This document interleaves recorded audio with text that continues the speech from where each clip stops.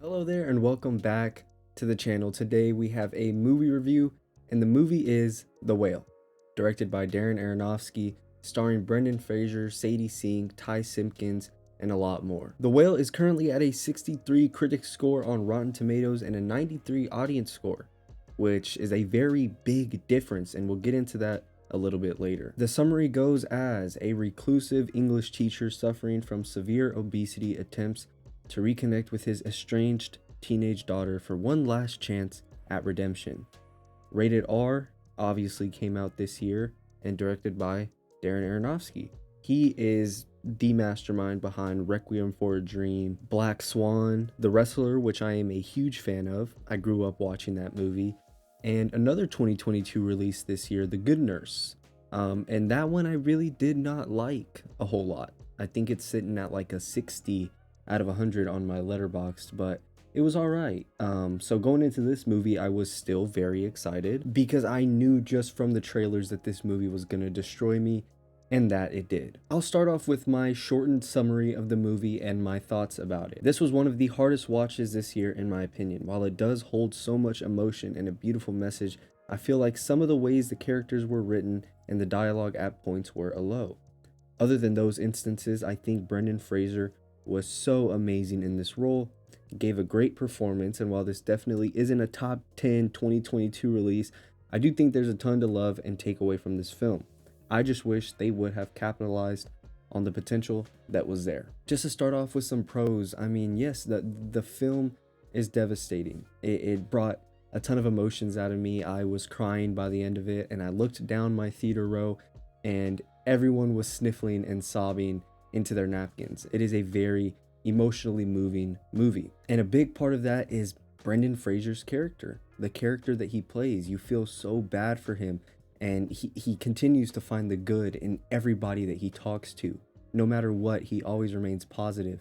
And you're just hoping that he can pull through and get back at the life that he once had. You know, you want to see him happy. You want to see him make the people around him happy, and you want things to go back to normal for him. So it hurts watching the film and seeing him make these decisions that you're just, that just tear at your heart, you know, and I think his character was written beautifully. I mean, we start the movie off and his camera is shut off while he's teaching a Zoom meeting, and he tells the students that his camera's broken.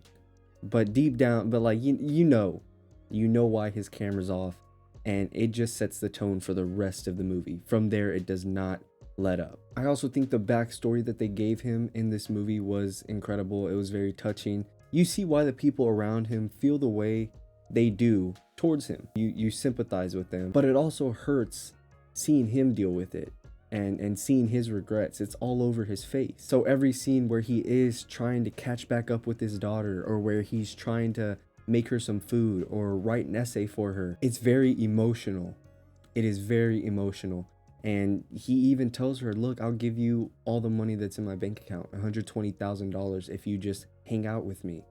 And it's so sad, and it just tears at you. Every time you see him getting out of his couch or trying to stand up, it just tears you down. And then we learn why he is the way he is, and what got him to this point.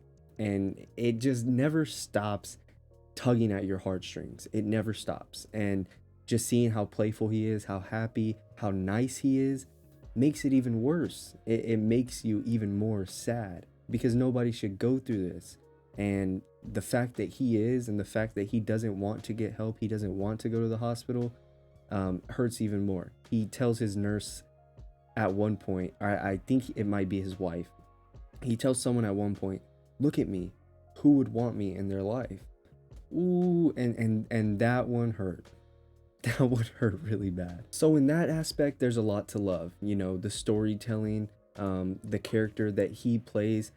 This movie is driven by him. He is quite literally in every scene.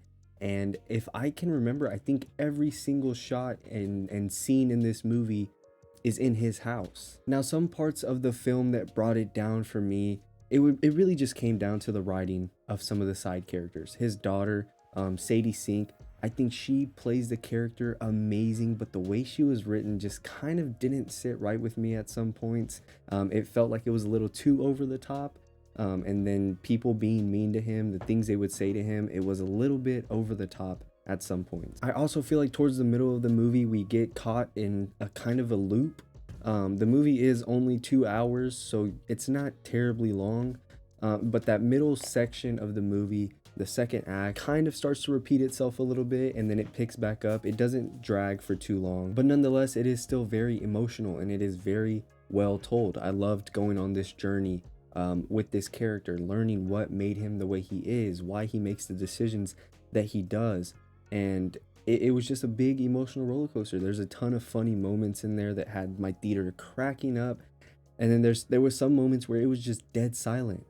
And collectively, as a group, we're all just standing there feeling really uncomfortable, sitting there feeling really uncomfortable. I mean, this movie had one of the hardest scenes to sit through that I think I've had all year. I was almost covering my eyes. My hands were on my face like this in worry, and I was just so distraught by what I was seeing.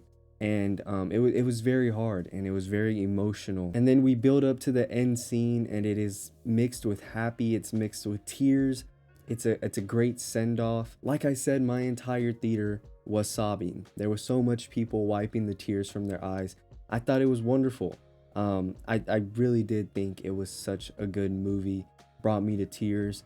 I just think some of the writing choices and some of the way that the second act goes, and the things that some of the characters said and treated the character of Charlie was just enough to bring it down for me just a little bit. I still think this is a movie that everyone should see. I mean, if anything, Brendan Fraser is phenomenal. Hong Chow was amazing as well, the lady that plays his nurse, and Ty Simpkins, who, if you don't know, was in Iron Man 3 as Harley and was also in Avengers Endgame. I think his character was very interesting, but again, kind of weird the way he was written.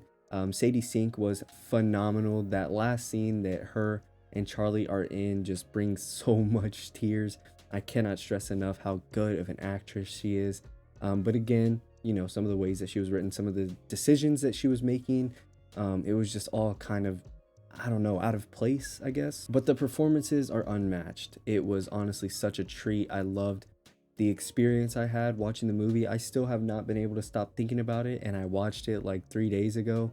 So I think this is a movie that everyone needs to see, whether it's in the theaters or whether it's on DVD or on a streaming service. I think this is definitely a must watch. So with all that being said, my final review of The Whale is a 78 out of 100. Very good movie. I loved it a lot. I think it falls at number 16 or something on my 2022 list.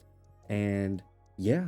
So after this, I have Avatar: The Way of Water, and then I'm going to try and knock out a lot of movies before the year is over. I know I'm going to watch Babylon for sure. I'm definitely going to try and come do a review for that.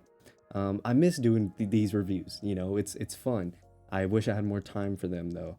But yeah, without further ado, that's my review. Thank you for watching. Show some love and support on the link tree in the bio, on the channel. Y'all have been killing it with the trailer reaction, the views, subscribing. So grateful. 43 subscribers, only up from here. Thank you for watching. Peace.